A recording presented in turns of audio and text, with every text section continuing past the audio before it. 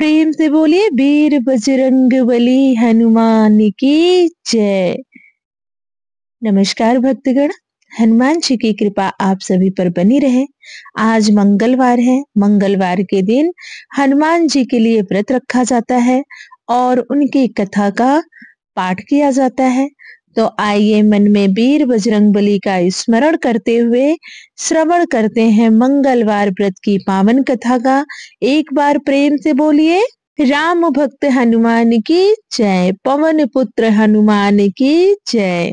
व्यास जी ने कहा, एक बार नैमी सारणाय तीर्थ में 80,000 मुनि एकत्र होकर पुराणों के ज्ञाता श्री सूत जी से कहने लगे, हे महामुने, आपने हमें अनेक पुराणों की कथाएं सुनाई हैं। अब आप कृपा करके हमें ऐसा व्रत और कथा बताए जिससे करने से संतान की प्राप्ति हो तथा मनुष्यों को रोग शोक अग्नि सर्व दुख आदि का भय ना रहे, ये सब भय उससे दूर हो जाए। कलयुग में सभी जीवों की आयु बहुत कम है, फिर भी उन्हें रोग चिंता के कष्ट लगे रहेंगे, तो फिर वो श्री हरि के चरणों में अपना ध्यान कैसे लगा सकेंगे। श्री सूत जी बोले, हे मुनियों, आपने लोक कल्याण के लिए बहुत ही उत्तम बात पूछी है। एक बार युधिष्ठिर ने भगवान श्री कृष्ण से लोक कल्याण के लिए यही प्रश्न किया था। भगवान श्री कृष्ण और युधिष्ठिर का संवाद तुम्हारे सामने कहता हूँ, ध्यान से इसका श्रवण करो। एक समय पांडवों की सभा में श्री कृष्ण जी बैठे हुए थे। तब युधिष्ठिर ने भगवान श्री कृष्ण से प्रश्न किया, हे प्रभु नंद नंद गोविंद, आपने मेरे लिए अनेकों कथाएं सुनाई हैं। आज आप कृपा करके ऐसा व्रत या कथा सुनाएं जिसके करने से मनुष्य को रोग चिंता का भय समाप्त हो और उसको पुत्र की प्राप्ति हो। हे प्रभु, बिना पुत्र के जीवन व्यर्थ है, पुत्र के बिना मनुष्य नरकगामी होता है। हे केशव, पुत्र के बिना मनुष्य पितृ ऋण से छुटकारा नहीं पा सकता और न ही उसका पुण्यांग नामक नरक से उद्धार होगा। अतः पुत्रदायक व्रत के बारे में कृपया करके हमें बतलाइए। श्री कृष्ण भगवान बोले, हे राजन, मैं एक प्राचीन इतिहास सुनाता हूँ, आप उसे ध्यान पूर्वक सुनो। कुंडलपुर नामक एक नगर था, उसमें नंद नामक एक ब्राह्मण रहता था। भगवान की कृपा से उसके पास सब कुछ था, फिर भी वह दुखी था। इसका कारण यह था कि ब्राह्मण की स्त्री सुनंदा को कोई संतान नहीं थी। सुनंदा पतिव्रता थी, भक्ति पूर्वक श्री हनुमान जी की आराधना करती थी। मंगलवार के दिन व्रत करके अंत में भोजन बना कर हनुमान जी का भोग लगाने के बाद स्वयं भोजन करती थी। एक बार मंगलवार के दिन ब्राह्मणी गृह कार्य की अधिकता के कारण हनुमान जी को भोग न लगा सकी, तो इस पर उसे बहुत दुख हुआ। उसने कुछ भी नहीं खाया और अपने मन में प्रण किया कि अब तो अगले मंगलवार को ही हनुमान जी का भोग लगाकर अन्न जल ग्रहण करूंगी। ब्राह्मणी सुनंदा प्रतिदिन भोजन बनाती, श्रद्धा पूर्वक पति को खिलाती, परंतु स्वयं भोजन नहीं करती और मन ही मन हनुमान जी की आराधना करती थी। इसी प्रकार 6 दिन गुजर गए और ब्राह्मणी सुनंदा अपने निश्चय के अनुसार भूखी प्यासी निराहार रही। अगले मंगलवार को ब्राह्मणी सुनंदा प्रातः काल ही बेहोश होकर गिर पड़ी। ब्राह्मणी सुनंदा की इस असीम भक्ति के प्रभाव से श्री हनुमान जी बहुत प्रसन्न हुए और प्रकट होकर बोले, सुनंदा, मैं तेरी भक्ति से बहुत प्रसन्न हूँ, तू उठ और वर मांग। सुनंदा अपने आराध्य देव श्री हनुमान जी को देखकर आनंद की अधिकता से विह्वल हो श्री हनुमान जी के चरणों में गिरकर बोली, हे प्रभु, मेरी कोई संतान नहीं है, कृपा करके मुझे संतान प्राप्ति का आशीर्वाद दें, आपकी यदि कृपा होगी। श्री महावीर जी बोले, तेरी इच्छा पूर्ण होगी, तेरे एक कन्या पैदा होगी, उसके अष्टांग प्रतिदिन सोना दिया करेंगे। इस प्रकार कहकर श्री महावीर जी अंतर ध्यान हो गए। ब्राह्मणी सुनंदा बहुत हर्षित हुई और सभी समाचार अपने पति से कहकर ब्राह्मण देव कन्या का वरदान सुनकर बहुत दुखी हुए, परंतु सोना मिलने की बात सुनी तो बहुत प्रसन्न हुए। विचार किया कि ऐसी कन्या के साथ मेरी निर्धनता भी समाप्त हो जाएगी। श्री हनुमान जी की कृपा से ब्राह्मणी गर्भवती हुई और 10वें महीने में उसे बहुत ही सुंदर पुत्री प्राप्त हुई। यह बच्ची अपने पिता के घर में ठीक उसी तरह से बढ़ने लगी जिस प्रकार शुक्ल पक्ष का चंद्रमा बढ़ता है। 10वें दिन ब्राह्मण ने उस बालिका का नामकरण संस्कार कराया। उसके कुल पुरोहित ने उस बालिका का नाम रत्नावली रखा, क्योंकि यह कन्या सोना प्रदान किया करती थी। इस कन्या ने पूर्व जन्म में बड़े ही विधान से मंगल देव का व्रत किया था। रत्नावली का अष्टांग बहुत सा सोना देता था। उस सोने से नंदा ब्राह्मण बहुत ही धनवान हो गया और ब्राह्मणी भी बहुत अभिमान करने लगी थी। समय बीतता रहा। अब रत्नावली 10 वर्ष की हो चुकी थी। एक दिन जब नंदा ब्राह्मण प्रसन्नचित्त था, तब सुनंदा ने अपने पति से कहा, हे स्वामी, हमारी पुत्री रत्नावली अब विवाह के योग्य हो गई है, अतः आप कोई सुंदर तथा योग्य वर देखकर इसका विवाह संपन्न कर दें। यह सुनकर ब्राह्मण बोला, अभी तो रत्नावली बहुत छोटी है। तब ब्राह्मणी बोली, शास्त्रों की आज्ञा है कि कन्या 8वें वर्ष में गौरी, 9 वर्ष में राहिणी, 10वें वर्ष में कन्या, इसके पश्चात रजस्वला हो जाती है। गौरी के दान से पाताल लोक की प्राप्ति होती है, राहिणी के दान से बैकुंठ लोक की प्राप्ति होती है, कन्या के दान से इंद्रलोक में सुखों की प्राप्ति होती है। और स्वामी, अगर रजस्वला का दान किया जाता है तो घोर नरक की प्राप्ति होती है।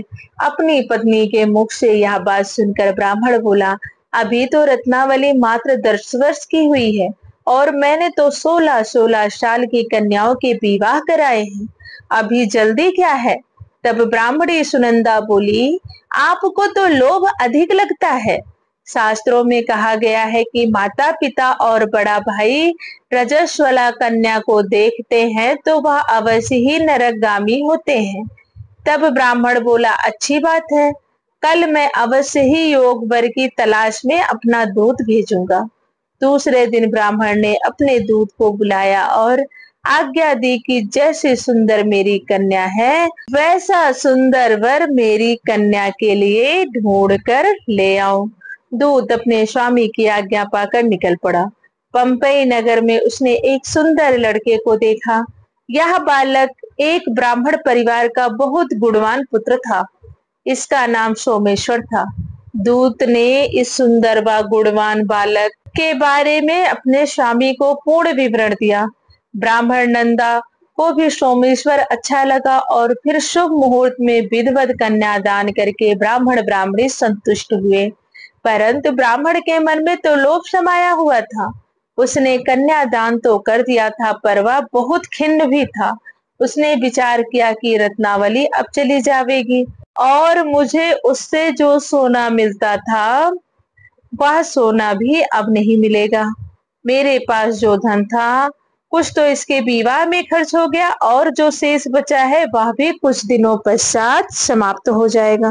मैंने तो इसका विवाह करके बहुत बड़ी भूल कर दी। अब कोई ऐसा उपाय हो कि रत्नावली मेरे घर में ही बनी रहे, अपने ससुराल ना जावे। लोभ रूपी राक्षस ब्राह्मण के मस्तिष्क पर छाता जा रहा था। रात भर अपनी सैया पर बेचैनी से करवटें बदलते बदलते उसने एक बहुत ही क्रूर निर्णय किया। उसने विचार किया कि जब रत्नावली को लेकर उसका पति सोमेश्वर अपने घर के लिए जाएगा तो वह मार्ग में छिपकर सोमेश्वर का वध कर देगा और अपनी लड़की को अपने घर ले आवेगा, जिससे नियमित रूप से उसे सोना भी मिलता रहेगा और समाज का कोई भी मनुष्य उसे दोष भी नहीं दे सकेगा। प्रातः काल हुआ तो नंद और सुनंदा ने अपने जमाई तथा लड़की को बहुत सारा धन देकर विदा किया। सोमेश्वर अपनी पत्नी रत्नावली को लेकर ससुराल से अपने घर की तरफ चल दिया। ब्राह्मण नंद महालोभ के वशीभूत हो अपनी मति को खो चुका था। पाप पुण्य को उसे विचार न रहा। अपने भयानक व क्रूर निर्णय कार्य रूप देने के लिए उसने अपने दूत को मार्ग में अपने जमाई का वध करने के लिए भेज दिया था, ताकि रत्नावली से प्राप्त होने वाला सोना उसे हमेशा मिलता रहे और वह कभी निर्धन न हो। ब्राह्मण के दूत ने अपने स्वामी की आज्ञा का पालन करते हुए उसके जमाई सोमेश्वर का मार्ग में ही वध कर दिया।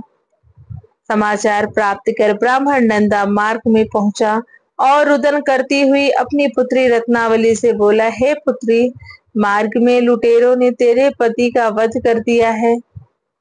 भगवान की इच्छा के आगे अब किसी का वश नहीं चलता है। अब तू घर चल, वहां पर ही रहकर शेष जीवन व्यतीत करना, जो भाग्य में लिखा है वही होगा। अपने पति की अकाल मृत्यु से रत्नावली बहुत दुखी हुई। करुण क्रंदन से रुदन करते हुए अपने पिता से बोली, हे पिताजी, इस संसार में जिस स्त्री का पति नहीं उसका जीवन व्यर्थ है।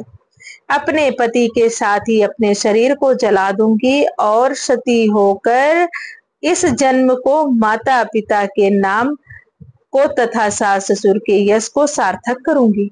ब्राह्मण नंदा अपनी पुत्री रत्नावली के वचनों को सुनकर बहुत दुखी हुआ और मन में विचार करने लगा, मैंने व्यर्थ ही जमाई का वध कर पाप अपने सिर लिया। रत्नावली तो उसके पीछे अपने प्राण देने को तैयार है। मेरा तो दोनों तरफ से मरण हो गया। धन तो अब मिलेगा नहीं। जमाई वध के पाप के फलस्वरूप यम यातना भी भुगतनी पड़ेगी। यह सोचकर वह बहुत खिन्न हुआ। सोमेश्वर की चिता बनाई गई। रत्नावली सती होने की इच्छा से अपने पति का सिर अपनी गोद में रखकर चिंता में बैठ गई। जैसे ही सोमेश्वर की चिता को अग्नि लगाई गई, वैसे ही प्रसन्न हो मंगलदेव वहां प्रकट हुए और बोले, हे रत्नावली, मैं तेरी भक्ति भाव से बहुत प्रसन्न हूँ, तो वर मांग। मंगलदेव बोले, रत्नावली, तेरा पति अजर अमर है, यह महाविद्वान भी होगा और इसके अतिरिक्त तेरी जो इच्छा हो वह वर मांगो। तब रत्नावली बोली, हे ग्रहों के स्वामी, यदि आप मुझ पर प्रसन्न हैं तो मुझे यह वरदान दीजिए कि जो भी मनुष्य मंगलवार के दिन प्रातः काल लाल पुष्प लाल चंदन से पूजा करके आपका स्मरण करे, उसको रोग व्याधि न हो, स्वजनों का कभी वियोग न हो, सर्प अग्नि तथा शत्रुओं का भय न रहे। जो स्त्री मंगलवार का व्रत करे वह कभी विधवा न हो। मंगलदेव तथास्तु कहकर अंतर ध्यान हो गए। सोमेश्वर मंगलदेव की कृपा से जीवित हो उठा। रत्नावली अपने पति को पुनः प्राप्त कर बहुत प्रसन्न हुई और मंगलदेव का व्रत प्रत्येक मंगलवार को करके व्रत राज और मंगलदेव की कृपा से इस लोक में सुख ऐश्वर्य को भोगते हुए अंत में अपने पति के साथ स्वर्गलोक को गई। प्रेम से बोलिए भगवान श्री राम की जय, राम भक्त हनुमान की जय। दोस्तों, यह थी मंगलवार व्रत की पावन कथा। अगर आपने कथा का श्रवण किया है तो कमेंट में वीर बजरंगबली हनुमान की जय लिखना ना भूलें।